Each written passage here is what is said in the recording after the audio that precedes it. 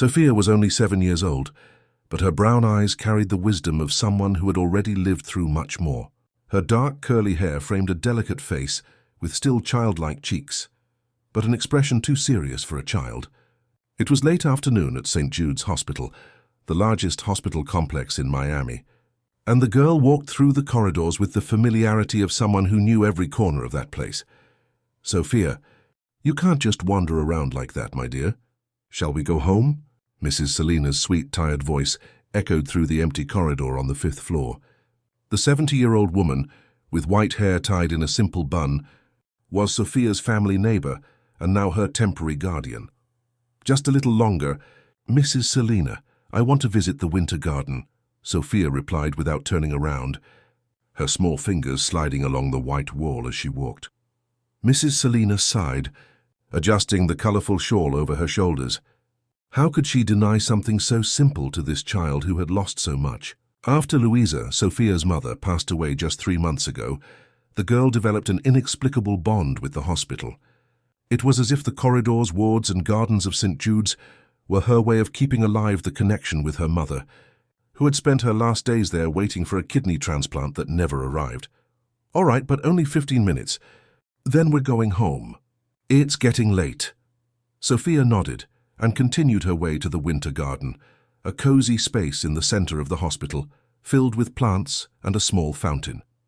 There she sat every day watching people, feeling her mother's presence in some way she herself didn't understand. At the other end of the hospital, in the luxurious private sector, Richard Mendelsohn hurried through the main entrance. Tall, with graying temples and wearing an impeccable suit, he carried a teddy bear in his hands and an expression of concern that even his status as one of Florida's most powerful businessmen couldn't disguise. "Good afternoon, Mr. Mendelsohn. Michael just returned from his tests," informed head nurse Patricia, a middle-aged woman with over 20 years of experience at that hospital. "How is he?" Richard's voice came out more fragile than he would have liked. "The doctors are analyzing the results. Dr. Bernard asked you to wait in his office." Richard nodded, heading to his son's room. Michael, a 7-year-old boy, too thin for his age, lay on the hospital bed that seemed too large for his frail body. Even in his weakened state, the boy managed to smile when he saw his father. "Hi, Dad." His voice was weak, but his eyes brightened at the sight of the teddy bear. "Hi, champ. I brought Alfredo to stay with you." Richard placed the bear beside his son, adjusting the boy's dark hair. "How are you feeling?" "Tired. When can we go home?" Richard swallowed hard. Home. For 3 months, Michael had been hospitalized, fighting against kidney failure that worsened every day. Since Helen passed away during Michael's birth, Richard had dedicated his life to his son and his business in that order. But now not all his money and influence seemed enough to save the boy. "Soon, son. We'll be home soon." Meanwhile, Sophia had left the winter garden and, with the typical curiosity of childhood, decided to explore a little more before returning to Mrs. Selena. Her small steps led her to the corridor of the private sector, a new and different territory from the simple environments of the public hospital wing she usually frequented. It was then, passing an ajar door, that she saw a boy her age, pale and thin, sleeping in a bed surrounded by machines. Beside him, a man in a suit held the boy's small hand with tears in his eyes that he tried to hide. Sophia stood there, observing the scene with a compassion uncommon in children her age. That boy seemed as fragile as her mother had been in her last days. Her childlike heart ached. "Hey, little one, are you lost?" Richard's voice pulled Sophia from her thoughts. "No, sir. I'm visiting the hospital," she answered with the sincerity of children. Richard, even in his moment of anguish, couldn't help but notice something special in those childish eyes. A wisdom, an uncommon maturity. "Are you visiting someone?" Sophia hesitated. "I'm visiting my mom. She's not here anymore, but I feel her in this hospital." The girl's simple words hit Richard like a punch. Here was a child who understood the pain of loss, something he himself had been battling for 7 years, ever since Helen passed away. "I'm so sorry about your mother," Richard said, genuinely touched. "Is your son sick?" Sophia asked, pointing to Michael. "Yes, he needs a new kidney." Sophia's eyes widened. "My mom also needed a new kidney. But hers didn't arrive in time." The simplicity with which she expressed something so painful left Richard speechless. At that moment, Mrs. Selina appeared in the corridor, visibly relieved to find Sophia. "Sophia, I was looking for you everywhere." "I'm sorry, sir. I hope she hasn't bothered you." Richard shook his head, still impacted by the brief dialogue with the girl. "Not at all. She's a special child." As Mrs. Selina held Sophia's hand to lead her away, the girl looked one last time at Michael's room. Something inside her told her that this encounter was no coincidence. Without knowing how or why, Sophia felt she was destined to meet that boy and his father. The next day, Sophia convinced Mrs. Selina to return to the hospital. The idea that that boy suffered from the same problem that took her mother wouldn't leave her head. But when they arrived at the room where she had seen Michael, they found only a nurse tidying the empty bed. "The boy who was here?" Sophia began to ask, her heart sinking. "Michael. He was transferred to the pediatric ICU," the nurse replied with a compassionate look. "Do you know him, little one?" Sophia didn't answer. Without hesitation, she pulled Mrs. Selina by the hand, asking to go to the ICU. The idea that that boy could suffer the same fate as her mother frightened her in a way her childlike mind barely comprehended. In the ICU waiting room, they found Richard sitting alone, his face in his hands the image of desolation. When he looked up and saw Sophia, something in his eyes changed. As if in some mysterious way, the presence of that little girl brought a glimmer of hope amidst the despair. "Is he going to be okay?" Sophia's childish voice echoed in the ICU waiting room, breaking the heavy silence that enveloped Richard Mendelssohn. The businessman looked up, surprised to see the little girl from the day before again. Something in that innocent yet profound gaze unsettled him. "Sophia, don't bother the gentleman," Mrs. Selina warned in a low voice, holding the girl's hand. "I'm sorry, sir. She insisted on coming back to see how your son was." Richard took a deep breath, trying to collect his thoughts. "It's no problem," he replied, inviting them to sit with a gesture. "Michael is stable. The doctors say he urgently needs a transplant." Sophia sat beside him, swinging her little legs that barely touched the floor. "My mom also needed a transplant," she commented with the naturalness of children. "She taught me that helping people is the most important thing we can do." Something in those simple words deeply touched Richard. In his 42 years, he had built a pharmaceutical empire, earning more money than he could spend in several lifetimes. But now he found himself completely powerless before his son's illness. "Your mother seemed like a very special person," he replied, noticing Mrs. Selina's gaze, a mixture of compassion and concern. "Louisa was an extraordinary woman," the elderly lady confirmed. "She raised Sophia alone, working as a nurse at this very hospital, always helping others, even when she herself needed help." Richard felt a pang in his chest. Nurse. Hospital. The coincidences began to accumulate in a way that left him uneasy. "Mr. Richard owns a big lab," Sophia commented, surprising the businessman with the information. "Nurse Patricia told me. You make the medicines people take to get better." Richard nodded, impressed by the girl's perceptiveness. Mendelssohn Pharmaceuticals was one of the largest companies in the sector in the United States, known for its innovative medicines, but also for its controversial pricing and patent policies. At that moment, Dr. Bernard, chief nephrologist at St. Jude's Hospital, approached with a grave expression. Tall, with graying hair and a well-trimmed beard, he carried a clipboard with the results of Michael's latest tests. "Richard, may we speak privately?" The businessman stood up, excusing himself to Sophia and Mrs. Selina. They moved a few feet away, but not far enough for the girl, with her keen hearing, not to catch fragments of the conversation: critical condition, waiting list, rare compatibility, time running out. Richard's face paled with each word from the doctor.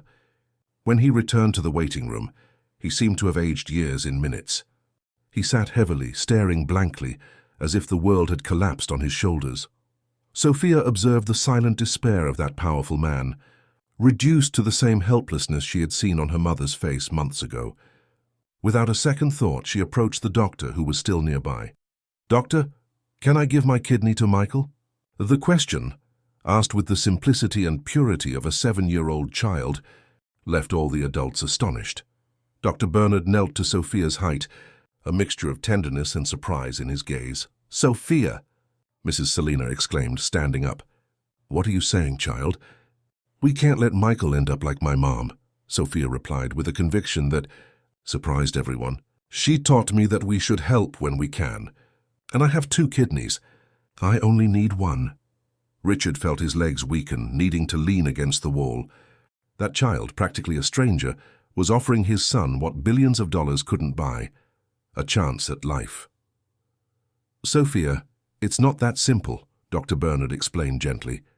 "There are many tests that would need to be done, and you're too young to—" "Please," the girl interrupted, tears in her eyes.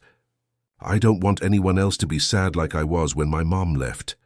The silence that followed was charged with emotion. Dr. Bernard looked at Richard, then at Mrs. Selina, who seemed as shocked as the others. This is impossible," Richard murmured, finally finding his voice. "We can't accept such a sacrifice from a child." Actually, Dr. Bernard hesitated, carefully choosing his words. "There are precedents for donations between children in exceptional cases, with all ethical and legal authorizations. But the probability of compatibility is extremely low, and there would be a complex legal process involved." Richard shook his head, unable to assimilate what was happening. How could he consider accepting a kidney from an orphaned girl? What kind of man would that make him? "Sophia, what would your mother say about this?" Mrs. Selina asked, holding the girl's small hands. Sophia didn't hesitate.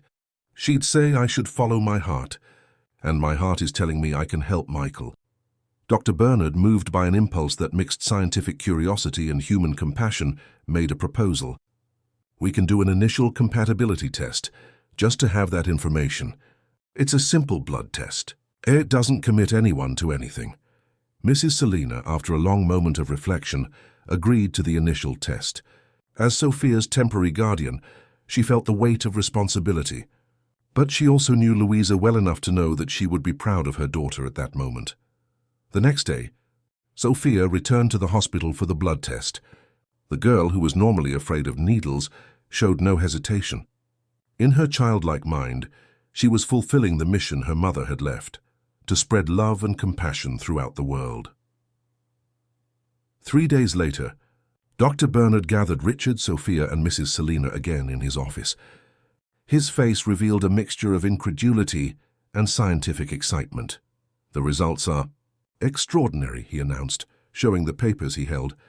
"Sophia is not only compatible with Michael, but she exhibits a level of compatibility rarely seen even among biological siblings. It's almost as if it were a miracle," Sophia completed, with the wisdom that so impressed the adults around her.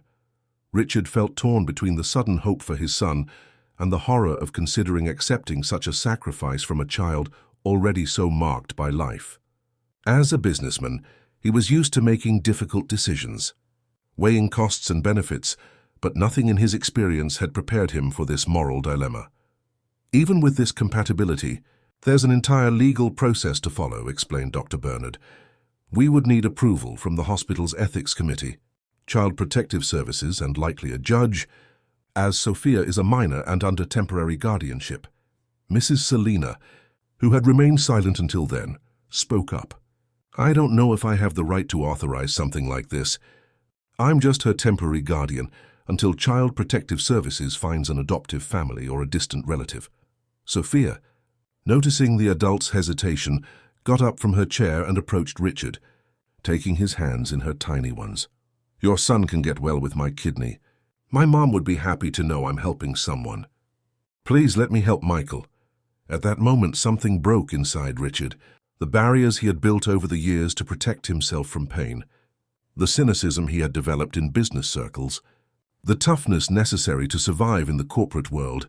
Everything crumbled before the purity of that child. For the first time since Helen passed away, Richard Mendelssohn cried openly, without trying to hide or contain his tears. He cried for his son on the verge of goodbye.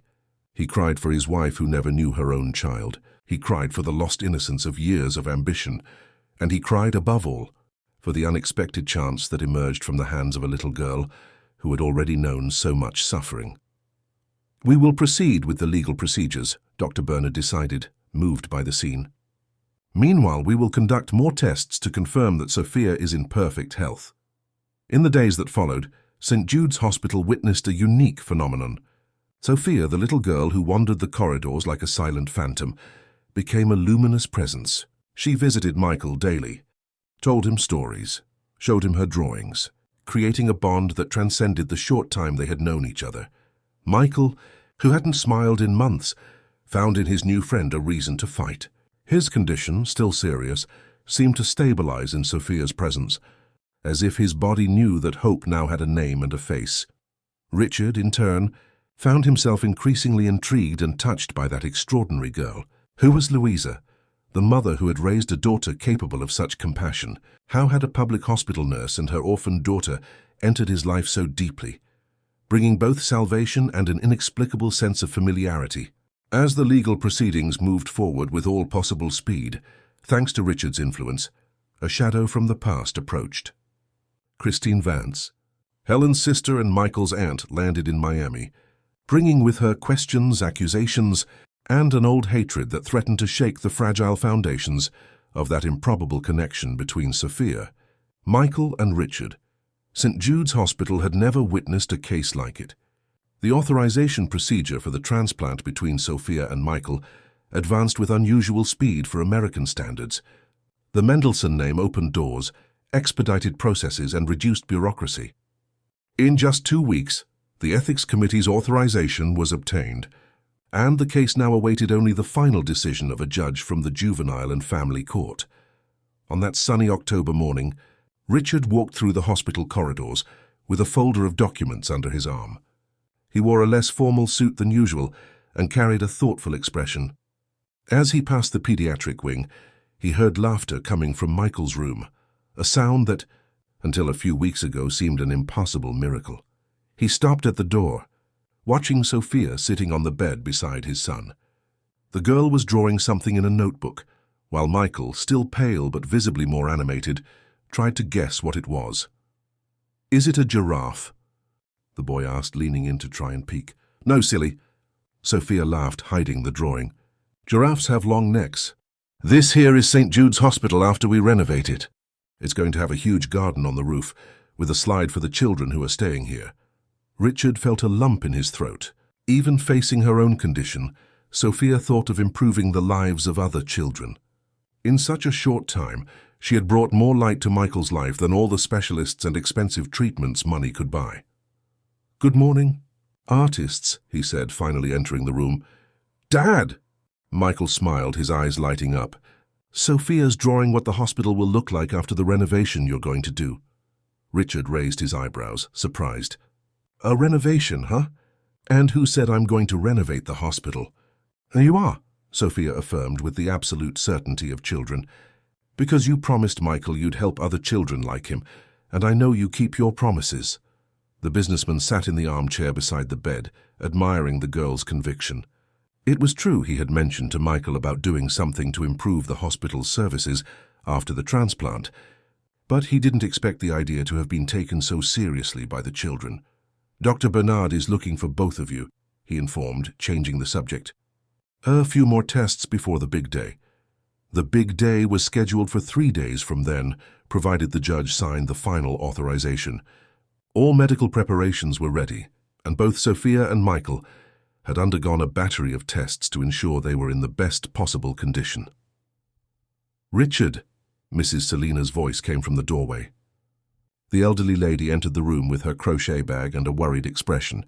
"May I speak with you for a minute?" The two went out into the corridor, leaving the children entertained with their drawings and fantastic plans for the new hospital.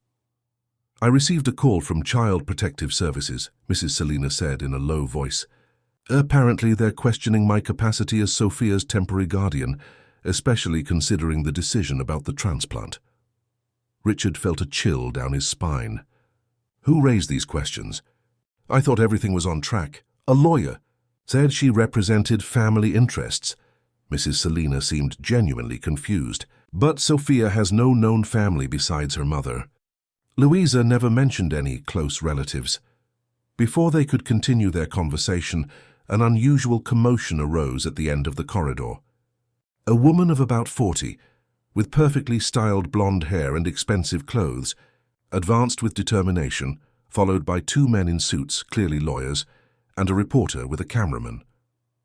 "Where is my nephew?" The shrill voice echoed down the corridor. "I demand to see Michael Mendelsohn immediately." Richard paled as he recognized Christine Vance, his late wife Helen's sister. Her eyes the same, intense blue as her sister's, burned with barely contained fury when they met Richard's. "Christine," Richard tried to keep his voice controlled, walking towards his sister-in-law to move her away from the children's room. "I didn't expect you so soon. Can we talk somewhere more appropriate?" "Appropriate?" She laughed, a cold, humorless sound. "How is what you're doing appropriate, Richard? Using an orphaned, vulnerable child as a spare part for your son?" The reporter accompanying her, Deborah Randall from the Miami Herald, approached with her microphone. "Mr. Mendelsohn, how do you respond to accusations that you are using your influence to obtain an unethical transplant for your son?" Richard felt the world spin around him. In just seconds, the castle of hope he had built in recent weeks began to crumble. "There is nothing unethical about this procedure," he replied, with the firmness that years of press conferences had taught him.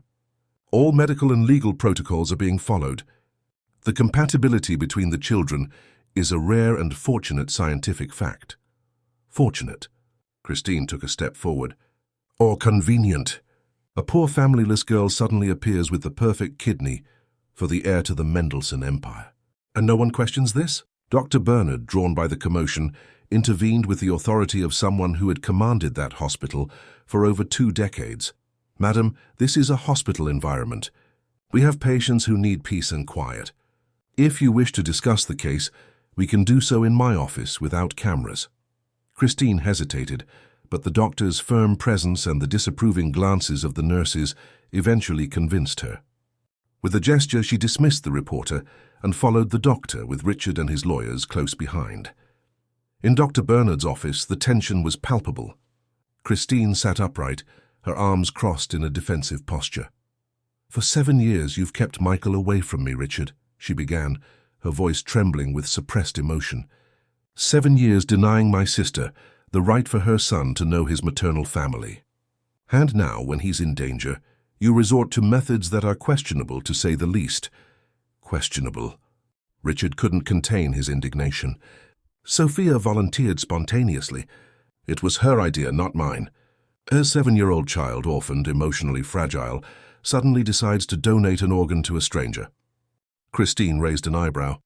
"And you want me to believe that? How much did you pay her guardian, Richard?" Mrs. Selina, who had silently entered the room, gasped at the accusation. "Madam, I would never accept money for something like that. How absurd." Dr. Bernard raised his hands, asking for calm. "The situation is delicate, but I can assure you, as the responsible physician, that all ethical protocols are being followed."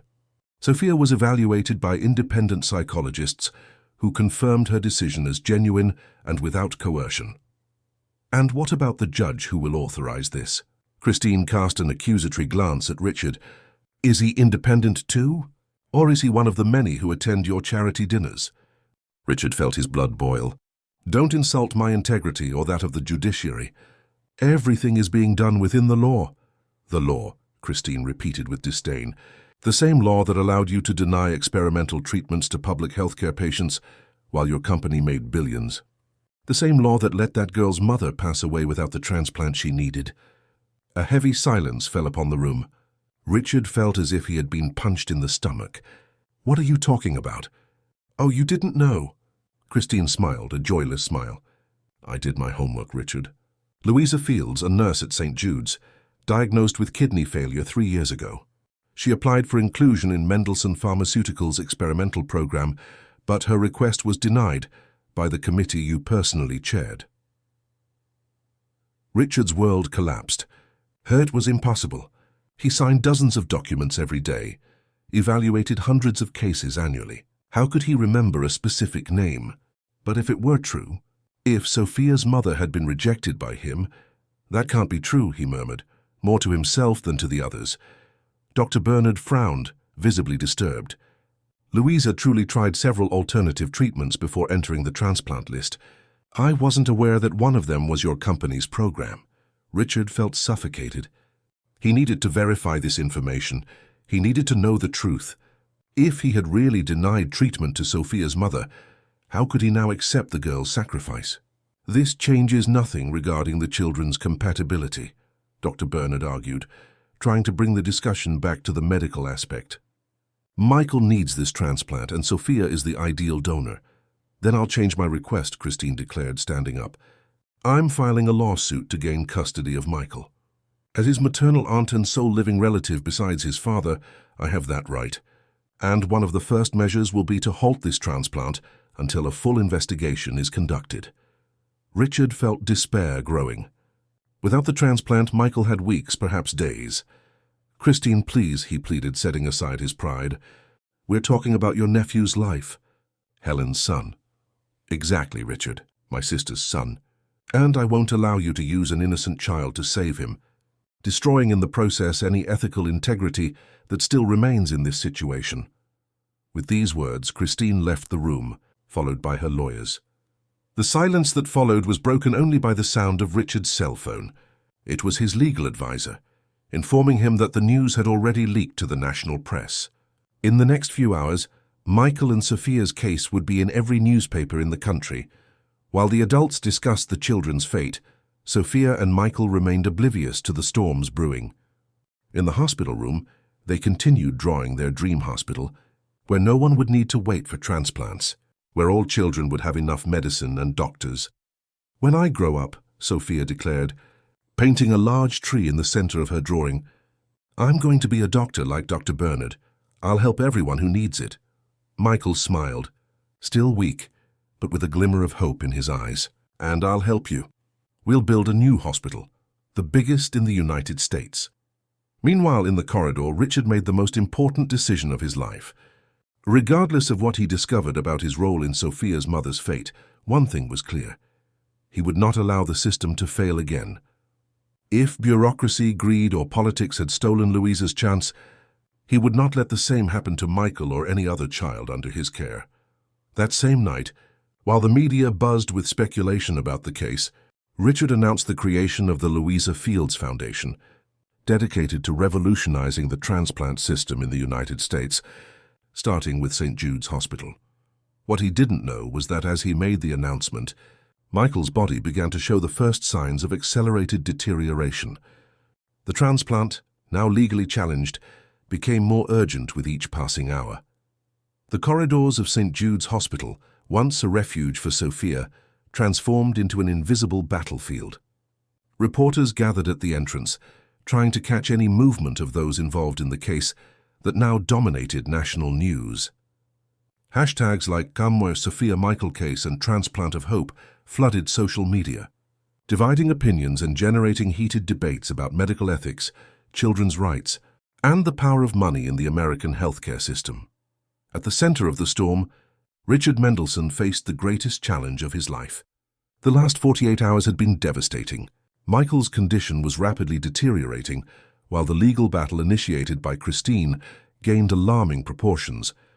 By court order, Richard was temporarily prevented from seeing Sophia, while a preliminary investigation evaluated accusations of manipulation and coercion.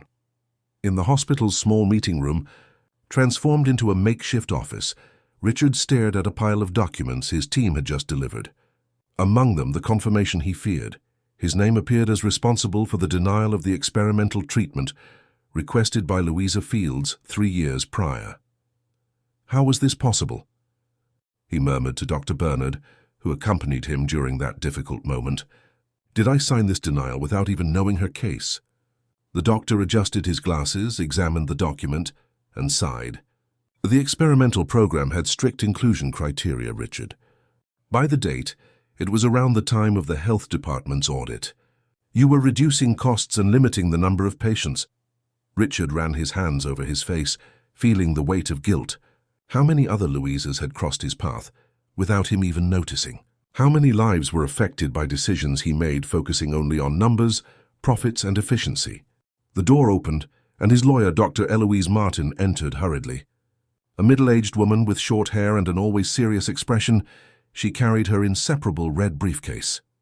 "We have news from the judge," she announced without preamble. "He accepted our emergency petition for the transplant. conditioned on an independent psychological evaluation of Sophia. And what about Christine's attempt to obtain temporary custody of Michael? Eloise hesitated, a bad sign. She secured an emergency hearing for tomorrow. And she brought a new argument. She alleges that you manipulated medical results in the past to prioritize patients with greater purchasing power, including the denial for Louisa. Richard felt his blood run cold. That's absurd. I may have made mistakes, but I never manipulated medical data. She has a witness, Eloise continued. A former employee from your approvals department, Teresa Goddard. She claims to have proof that you altered criteria to benefit influential people. The name hit Richard like lightning. Teresa had worked at Mendelssohn Pharmaceuticals for almost a decade, until she was fired for administrative irregularities. At the time, she threatened to sue the company, alleging persecution, but the case was settled with a confidential agreement. Teresa had access to approvals, Richard confirmed, feeling cornered. But I never ordered any manipulation. If something happened... His cell phone vibrated. It was a message from Nurse Patricia. Michael asking for Sophia. Emotional state worsening. As if the situation couldn't get worse. The television on in the corner of the room now showed an exclusive interview with Christine for the program America's Most Urgent. With rehearsed tears, she described how Richard had kept Michael away from his maternal family for years, and now used his influence to get the transplant at any cost. Turn that off, Richard ordered, unable to listen to any more lies. Dr. Bernard answered his own cell phone, and his face visibly aged with the news received.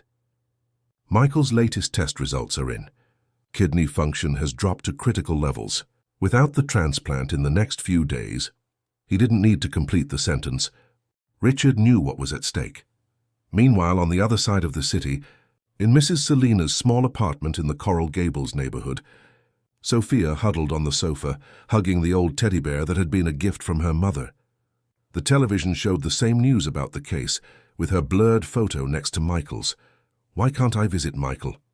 She asked for the 10th time, not understanding why adults turn simple gestures into complex problems. Mrs. Selina, knitting nervously to disguise her own anxiety, tried to find simple words to explain a situation she didn't fully understand herself.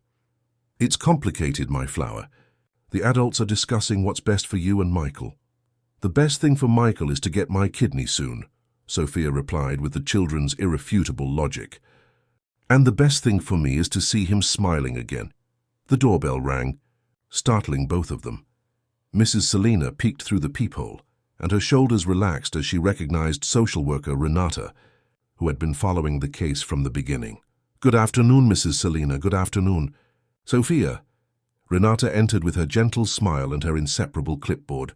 Tall, black, with colorful braids, she had a special way with children. How are you both today? Missing Michael, Sophia replied promptly. Renata sat beside the girl. I understand. I came to talk a bit about that, actually. There's a very special psychologist who wants to meet you tomorrow. She's going to ask you some questions about your decision to help Michael. Why? Doesn't anyone believe me? Sophia's lower lip trembled slightly. Everyone believes in you, dear, Renata hastened to reply. But when it comes to something as important as donating an organ, we need to be absolutely sure that you understand what it means. Sophia got up from the sofa with surprising determination for someone so small. She walked to the shelf where Mrs. Selina kept some photographs and picked up one of her mother, Louisa, smiling in her nurse's uniform. My mum explained everything to me before she left, she said, with a maturity that brought tears to Renata's eyes. She told me that kidneys are like filters that clean the blood, that we have two but we can live well with just one. She was going to donate a kidney to one of her patients, you know. But there wasn't time. Renata exchanged a meaningful glance with Mrs. Selina. This was new information. Your mother was going to be a donor. Sophia nodded. For Mrs. Josephine, an elderly lady who was having treatment with her. My mom used to say that donating a piece of ourselves to save someone is the greatest gift we can give. Renata's cell phone rang. It was an unknown number. Normally she would ignore it, but something made her answer. Hello? Renata, this is Richard Mendelssohn. The voice on the other end sounded urgent. Sorry for the direct contact, but I need your help. Michael has worsened significantly. The doctors are considering emergency dialysis, but we don't know how long he can last. The hearing with the independent psychologist has been rescheduled for tomorrow, and the judge wants to see Sophia and Michael together to assess the bond between them. Renata hesitated, aware that she was in a delicate position. As a social worker, her commitment was to Sophia's well-being, not to Richard's or Christine's interests. Mr. Mendelssohn, I understand the urgency, but I need to follow protocols. Of course, I understand. His voice was filled with contained emotion. I just ask that, as someone who knows both children, you consider what truly matters here. It's not the mistakes I made in the past, nor Christine's accusations, nor the media exposure. It's two innocent children whose destinies crossed in a way none of us can explain. Renata looked at Sophia, who was hugging her mother's photo while listening attentively to the conversation. I will do what is within my ethical limits as a professional, she finally replied. The hearing with the judge is at 10 a.m.? That's right. At the courthouse, Dr. Bernard will be there with both of their complete medical histories. After hanging up, Renata found Sophia looking at her expectantly. Am I going to see Michael tomorrow? We'll try, dear. That night, while Sophia finally slept after days of worry, a storm broke over Miami. Mrs. Selina, unable to sleep, watched the rain from the window, recalling the past month since Louisa's passing. As her neighbor and friend of decades, she had promised to care for Sophia until bureaucracy decided her fate. She never imagined she would be dragged into the center of a storm involving one of the country's most powerful families. The phone rang, startling her. Who would call at that hour? Hello? Mrs. Selina, a female voice unknown. My name is Teresa Goddard. I worked at Mendelssohn Pharmaceuticals. We need to talk about Louisa and Sophia. At the hospital, Richard watched over his son's restless sleep. Michael, connected to more monitors than the day before, breathed with difficulty. The kidney rejection advanced, contaminating other organs in a race against time that bureaucracy insisted on ignoring. Dad, Michael whispered, briefly waking. Where's Sophia? She'll come tomorrow, son, rest. She promised to teach me how to make a kite when I get better. Richard swallowed the lump in his throat. And she will. You'll fly kites in the park, swim at the beach. Do everything children your age should do. Michael smiled weakly before falling back asleep, while Richard fought back his own tears. Outside, the rain lashed the city, as if the sky shared the anguish of those two families united by circumstances none of them could have foreseen. The next morning, the Miami courthouse was surrounded by journalists. The Michael Sophia case, as it was called in the headlines, had become a symbol of the contradictions of the American healthcare system, social inequality, and the ethical dilemmas of modern medicine. Judge Marsha Peterson, known for her integrity and independence, had made the unusual decision to hear the two children together, accompanied by the responsible adults and by medical and psychological specialists. The courtroom was adapted to look less intimidating, with colorful chairs and some toys discreetly available. When Sophia entered, accompanied by Mrs. Selina and Renata, her eyes immediately searched for Michael. The boy, brought in a wheelchair by nurses, seemed even paler and more fragile under the fluorescent lights of the courtroom. But upon seeing Sophia, his face lit up. "Sophia, you came!" he exclaimed with the most energy he could muster. The girl ran to her friend, completely ignoring the formal environment and the tense adults surrounding them. She hugged Michael carefully, aware of his fragility. "I said I'd teach you how to make a kite, didn't I? A promise is a promise." The scene moved everyone in the room, including the judge, who watched the genuine interaction between the children intently. Christine, seated on the other side with her lawyers, seemed to be the only one indifferent to the moment. The hearing began with medical testimonies.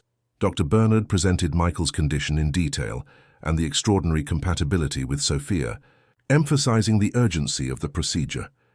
The independent psychologist, Dr. Martha Silver, reported her evaluation of Sophia. "I found an exceptionally mature child, secure in her decision. Sophia demonstrates full understanding of the procedure, within the limits of her age, and expresses a genuine empathy that was clearly not induced or manipulated." Richard, sitting beside his lawyers, kept his eyes fixed on the children, who were now drawing together, oblivious to the discussions that would decide their fates. Then came the most anticipated moment, the testimony of Teresa Goddard, the former employee who accused Richard of manipulation in Louisa's case. Teresa entered the room with hesitant steps. She was a woman of about 50, with graying hair and a nervous expression. Passing Richard, she avoided his gaze. "Mrs. Goddard," the judge began after the oath, "you claim to have knowledge of irregularities in the process that denied experimental treatment to Louisa Fields, Sophia's mother, correct?" Teresa took a deep breath. "Yes, Your Honor. But before I continue, I need to make a confession." Her voice trembled. "The information I provided to Ms. Christine Vance was incomplete." A murmur ran through the room. Christine stood up, visibly alarmed. "What do you mean by incomplete?" the judge questioned. "Richard Mendelsohn did indeed sign the denial for Louisa Fields, but—" Teresa paused, gathering courage. "But it wasn't him who altered her medical documentation. It was me."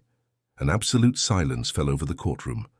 Teresa Goddard's confession left everyone stunned, especially Richard, who stared at her with a mixture of shock and incredulity.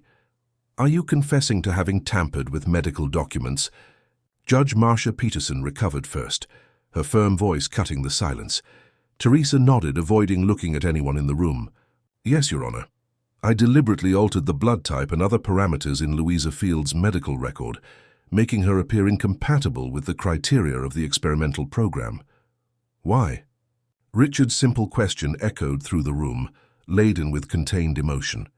Teresa finally looked at her former boss, tears streaming down her prematurely aged face. Revenge. Pure and simple revenge. She then recounted how 5 years earlier, her teenage daughter had been diagnosed with a rare disease.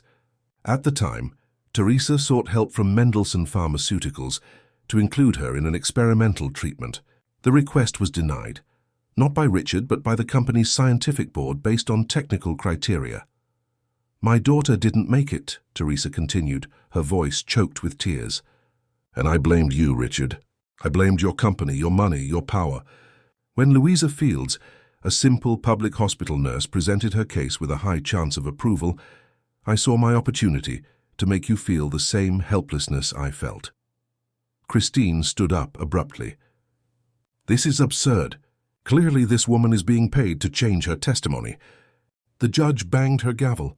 "Ms. Vance, one more interruption, and you will be removed from the room." "Continue, Mrs. Goddard." "I'm not being paid," Teresa stated with renewed dignity. "I'm confessing because last night I saw that girl Sophia's face on television, and I realized I was about to destroy another innocent child's life because of my hatred. I've already caused enough damage." Dr. Bernard, who had been listening attentively, intervened. "This would explain why Louisa's case always seemed strange to me. The clinical parameters didn't match what I observed as a doctor." The judge made detailed notes, her face showing the gravity with which she considered the revelations. "Mrs. Goddard, are you aware that you have just confessed to a serious crime, which may have contributed to the worsening of a patient's condition?" Teresa lowered her head. "Yes, Your Honor, I am ready to face the consequences." "I don't want her to be punished." Sophia's childish voice surprised everyone. The girl had approached silently, leaving Michael entertained with the drawings. "My mom always said that forgiving is good for the heart. And I need my heart strong to help Michael."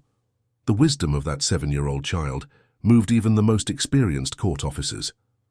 The judge, visibly touched, asked for a moment to compose herself. Richard slowly stood up, approaching Teresa. Years of hurt and manipulation separated those two people, but the bridge built by Sophia's innocence seemed to offer a path to reconciliation. "I forgive you, Teresa," he said, surprising everyone, including himself.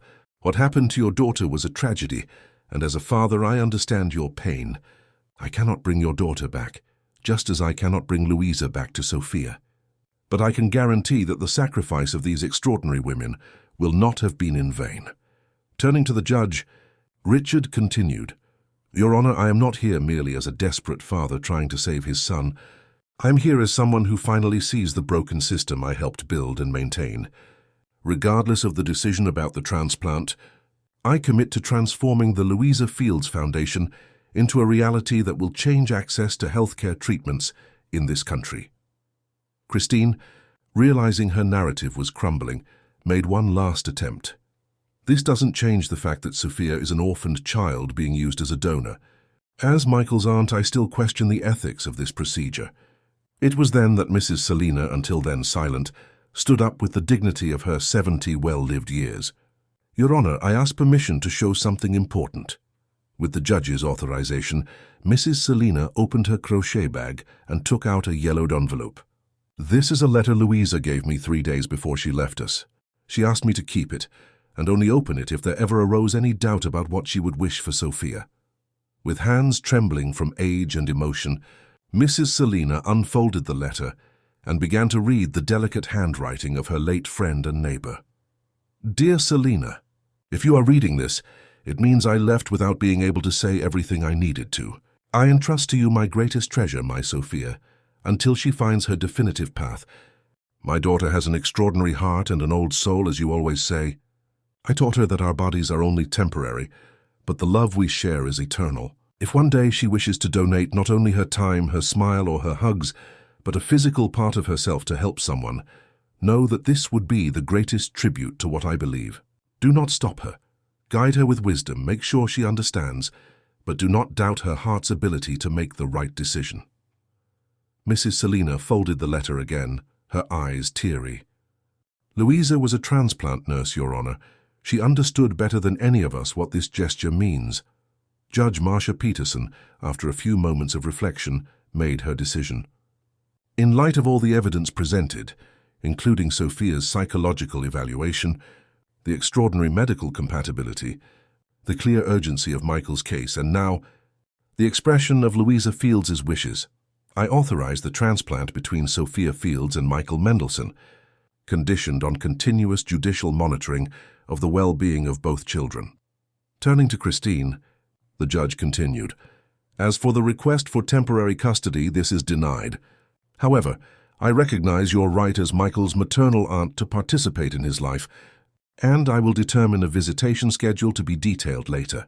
Sophia, who had remained quiet throughout the deliberation, ran back to Michael, who watched everything with wide eyes from his wheelchair. Did you hear that, Michael? Everything's going to be all right now, she exclaimed, holding her friend's hands in hers. 3 days later, St. Jude's Hospital witnessed one of the most emotional moments in its history. A small crowd of healthcare professionals, patients, and even journalists, the latter kept at a respectful distance, gathered to see Sophia being taken to the operating room, waving animatedly as if she were going for a walk in the park, not for transplant surgery. Richard, who had spent the last 72 hours immersed in preparations, signatures and prayers, walked beside the gurney, holding the small hand of the girl who, inexplicably, had become as important in his life as his own son. I'm a little scared, Sophia confessed, when they stopped in front of the operating room doors. But Mom used to say that being brave isn't about not being scared. It's about doing what needs to be done even when you're scared. Richard knelt to her height with barely suppressed tears. Your mother was very wise, Sophia, and she would be incredibly proud of you today. Will you take good care of my kidney inside Michael? She asked with the innocence that always disarmed the adults around her. I will take care of your kidney, of Michael, and of you, Sophia. I promise. As the medical team prepared for the procedure, an unusual scene unfolded in the hospital chapel. Christine Vance, who had vowed to continue fighting Richard legally, found herself kneeling, fervently praying for her nephew and, surprisingly, also for the small donor, Mrs. Selina, who was passing by to seek a moment of peace, recognized the woman who, days before, had been her adversary. May I join you? She asked gently. Christine, with red eyes from having cried a lot, nodded. I was wrong, she admitted in a hoarse voice, so consumed by resentment against Richard that I almost sacrificed my own nephew. The important thing is that now we are all on the same side, Mrs. Selina replied with the wisdom of the elderly. On the children's side. The two women remained there, united in prayer while in the operating room. Dr. Bernard and his team performed the delicate procedure that would forever connect the lives of Sophia and Michael. Hours later, in the recovery room, Richard alternated between Michael's and Sophia's beds, watching over their induced sleep. The transplant had been a technical success. Now began the crucial period of observation to see if Michael's body would fully accept the new organ. "You have two extraordinary children now," commented Dr. Bernard, entering the room to check on the small patients. "Two?" Richard raised his eyebrows. "Don't tell me you haven't noticed yet," the doctor smiled. "Sophia has no one else in the world besides Mrs. Selina, who is already advanced in age. And from what I've seen in the past few days, you already consider her part of the family." Richard contemplated Sophia's serene face, asleep after the surgery. Indeed, at some point between the girl's spontaneous offer and the revelation about Louisa's past, he had begun to think of her as a daughter he never planned to have. "Do you think it would be presumptuous of me?"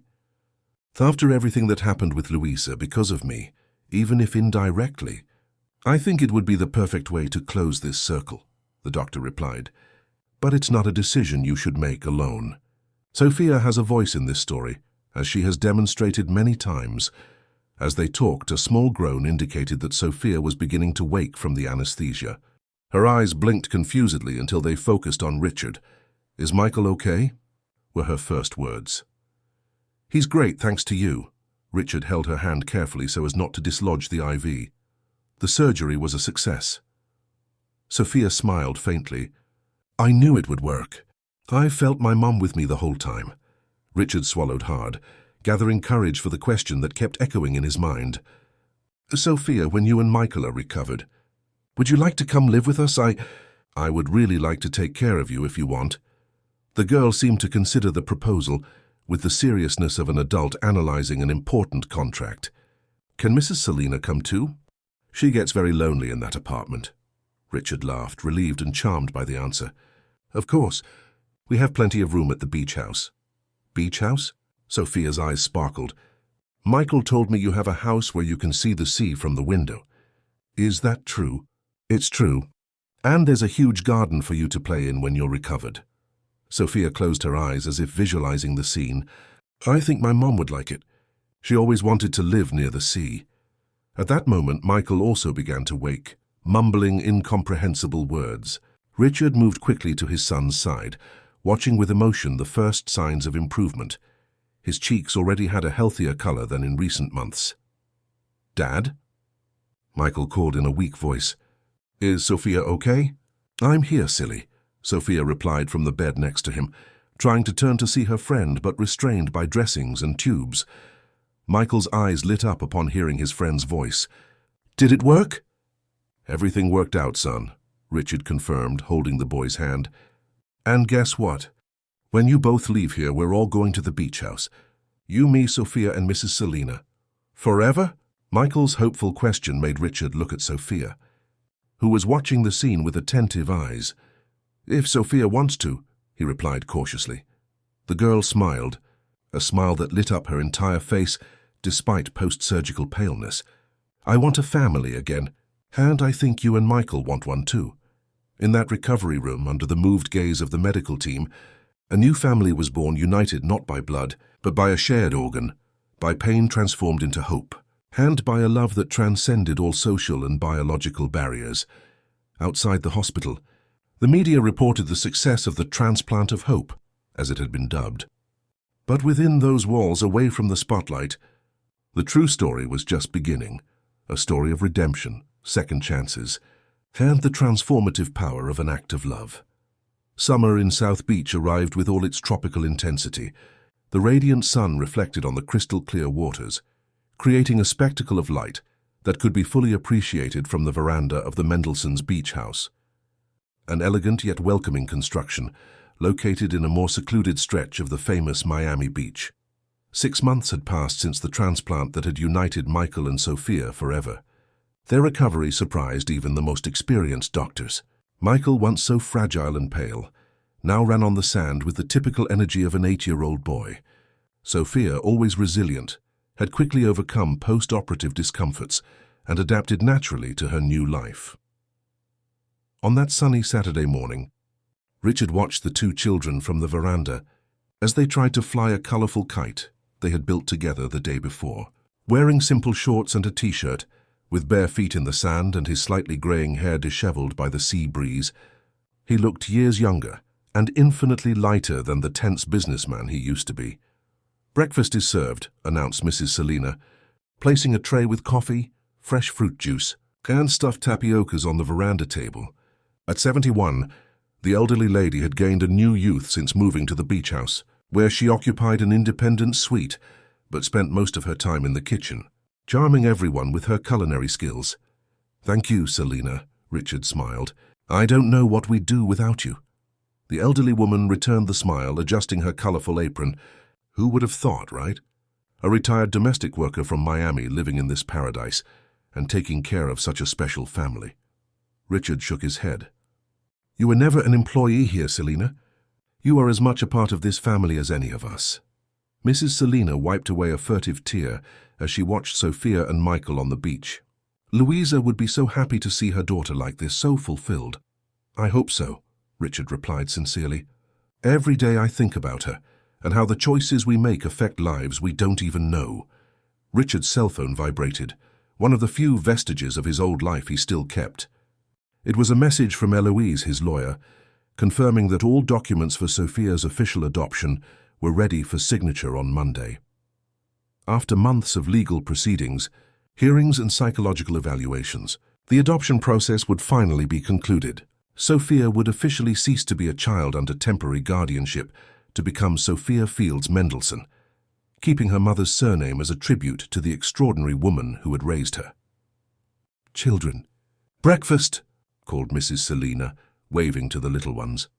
Michael and Sophia came running, their faces flushed from the sun and identical smiles of genuine happiness. As they approached, it was possible to notice the small scar Sophia discreetly carried on the side of her abdomen, partially covered by her swimsuit, a physical mark of the indestructible bond between the two children. "Dad, Sophia managed to make the kite fly super high," exclaimed Michael, gulping down orange juice. "Only because you held the reel correctly this time," Sophia retorted, biting into a coconut tapioca. Richard watched the interaction with a smile. It was fascinating how in such a short time they had truly become a family. The children argued, played, and reconciled with the naturalness of siblings who had grown up together. "This afternoon we have visitors," Richard announced as he spread red fruit jam on his tapioca. "Aunt Christine is coming to spend the weekend." Michael looked up, surprised. "Really? She never comes on weekends." The relationship with Christine had evolved gradually in recent months. After the successful transplant and a long, honest conversation with Richard, she had recognized her errors and resentments. The visitation rites determined by Judge Marcia had slowly transformed into voluntary meetings, increasingly frequent and less tense. "She's bringing photo albums of your mother," Richard explained. "Photos that even I didn't know from when Helen was a child and teenager." Sophia, always attentive to the emotional subtleties around her, touched Michael's hand. "It'll be nice to learn more about your mom, just like you learned about mine through Mrs. Selina's stories." This was another significant change in Richard. He who for years had avoided talking about Helen now made a point of keeping his wife's memory alive, telling stories to Michael and including Sophia in that family past. After breakfast, while the children returned to the beach for more kite adventures, Richard received an important call. Dr. Bernard, who had become not only the family doctor, but a close friend. "We have excellent news about the foundation," the doctor announced. "The Department of Health approved our expansion proposal. The pediatric transplant program will be implemented in 5 more public hospitals by the end of the year." Richard felt a wave of genuine satisfaction. The Louisa Fields Foundation, initially created as a promise amidst despair, had become his life's project. In recent months, he had redirected much of his energy and resources to transform access to transplants in the United States, starting with Florida. "That's wonderful, Bernard. When can we visit the first center in Orlando?" "The works are almost complete. 2 more weeks and we can do the technical visit." As he hung up, Richard noticed a car arriving at the property's entrance. It was Christine, arriving earlier than expected. She got out of the vehicle carrying a cardboard box and a large bag. In recent months, Christine had undergone a transformation almost as profound as Richard's.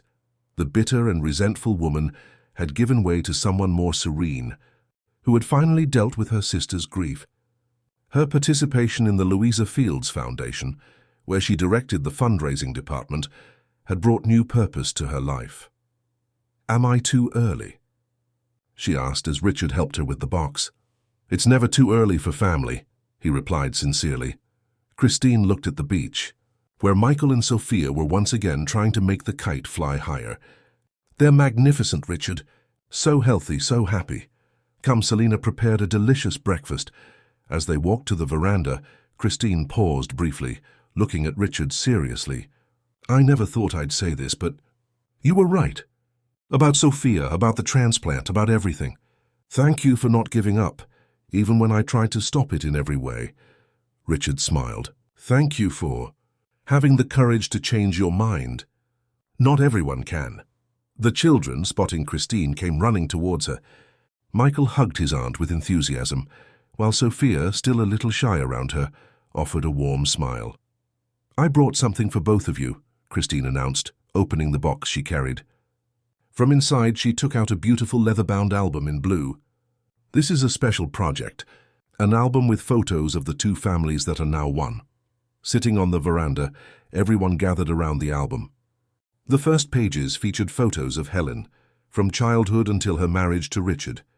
Images of baby Michael followed, and then, surprisingly, photographs of Louisa. "How did you get these?" Sophia asked in wonder, touching an image of her mother smiling in a garden. "Mrs. Selina helped me," Christine explained. "And I also got some from her old colleagues at the hospital." The album visually told the story of the two families who, without knowing it, were heading towards an encounter that would change their lives forever.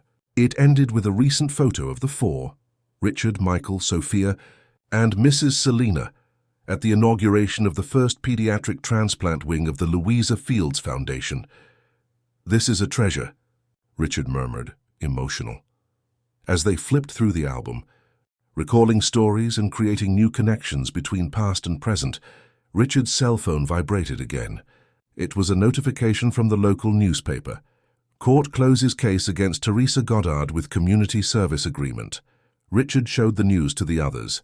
After confessing her sabotage in Louisa's case, Teresa had faced a criminal prosecution, but Richard had intervened, asking for leniency. As part of the judicial agreement, she now worked at the Louisa Fields Foundation itself, helping to identify and correct flaws in the treatment approval system. "She's redeeming herself," commented Christine, who had initially been the most resistant to forgiving Teresa. "I saw her work last week. It's impressive how someone who knows the dark side of the system so well can help fix it." After lunch, while Mrs. Selina and Christine prepared a special dessert, Richard took the children for a walk on the beach. The sun began to set, creating a golden spectacle on the horizon. "Dad," Michael called, walking among the gentle waves that wet his feet. "Tomorrow's the day, right? That Sophia officially becomes my sister." "Yes, son. Tomorrow we'll go to the registry office to sign the final papers." Sophia, who was collecting seashells a few feet ahead, didn't hear the dialogue. She seemed absorbed in her thoughts, with the serene expression that often made Richard wonder what was going through the extraordinary mind of that child. "Sophia?" he called, approaching her. "Is everything okay?" The girl turned, holding a perfect spiral-shaped shell. "I'm thinking about my mom. Today marks exactly 1 year since she passed away." Richard felt a pang in his chest. How could he have forgotten the date? "I'm so sorry, dear. We should have done something special to remember her today." Sophia smiled with that maturity that always surprised. "But we are doing something special. We are living as she would have wanted me to live, happy with a family, helping other people. And tomorrow, when I officially become a Mendelssohn, but also continue to be a Fields, it's like a cycle is completed." Richard knelt on the sand, getting to the girl's eye level. "You know that no paper will change what we already feel, right? You are already my daughter in my heart, just as you are Michael's sister, not just by the kidney you share, but by everything you've built together." "I know," she nodded. "But it's important to me that my name continues to tell this story. Of my mom who was a nurse, of your son who needed help, and of how these two stories became one." Michael approached, hearing the last part of the conversation. "And we're not going to stop there," he declared with conviction. "When we grow up, we'll continue the Foundation's work. I'll be a doctor like Dr. Bernard, and Sophia will be a lawyer, Sophia completed with a determined smile, to defend children who have no one to speak for them. Richard watched the two with a mixture of pride and admiration. There was a wisdom and purpose that transcended their age, as if destiny, after so many winding paths, was finally revealing its greater design. On the horizon, the sun began to set, painting the sky in shades of orange and pink. The three figures walked slowly back to the house, where the welcoming lights were already beginning to glow against the growing twilight. The next morning, the registry office in the small coastal town witnessed an unusual scene.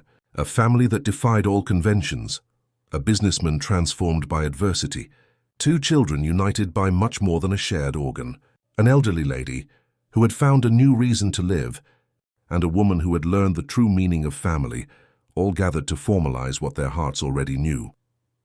When Sophia signed her name on the adoption document, with the neat handwriting of someone who had just learned cursive, a journey that began with pain and despair concluded with hope and renewal. Outside the registry office, a small crowd waited. Patients who had benefited from the Louisa Fields Foundation, staff from St. Jude's Hospital, and even Judge Marcia, who had made a point of honoring that historic moment. Richard, holding the hands of his two children, faced the cameras and microphones no longer as the powerful pharmaceutical businessman, but as a man transformed by the power of love and redemption. Today we celebrate not only the officialization of our family, he declared with an emotional voice, but also a commitment to all the other Sophias and Michaels in this country. The Louisa Fields Foundation is launching the largest pediatric transplant assistance program in the nation, so that no child has to wait for a miracle as we waited. Sophia, now officially Sophia Fields Mendelssohn, stepped forward with the confidence that had always characterized her. My mom used to say that helping others is the best way to help ourselves. I found out she was right. By trying to save Michael, I found a family again. The simple and profound words of the 8-year-old girl echoed in the hearts of everyone present, reminding them that, even in the most difficult circumstances, human compassion can blossom and transform lives. As the small family walked back to the car, surrounded by applause and moved smiles, Richard looked at the perfectly blue sky of that summer morning. Somewhere, he was sure, Helen and Louisa smiled together, celebrating that improbable union born of pain, grown through hope, and now blossoming into a legacy of love that would transform countless lives. The future, once so uncertain, now opened like a horizon of possibilities. The story of Sophia and Michael, of Richard and Louisa, of lives intertwined by destiny, would continue to inspire and transform the world around them, one heart at a time.